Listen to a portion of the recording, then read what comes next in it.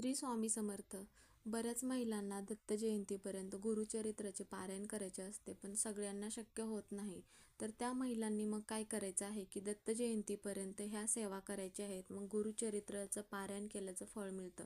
तर दररोज गुरुचरित्रामधील 14वा आणि 18वा अध्याय वाचन करायचं आहे. आणि त्याचप्रमाणे श्री स्वामी समर्थ या मंत्राचा 11 माळी जप करायचा आहे.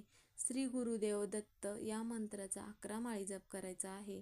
आणि दररोज 11 वेळा तारक मंत्र म्हणायचा आहे. आणि श्री गुरुदेव दत्त यांना दररोज नैवेद्य ठेवायचा आहे आणि कुत्र्याला चपाती द्यायची आहे. आणि श्री गुरुदेव दत्तांनी स्वामींची दररोज सकाळ संध्याकाळ आरती करायची आहे.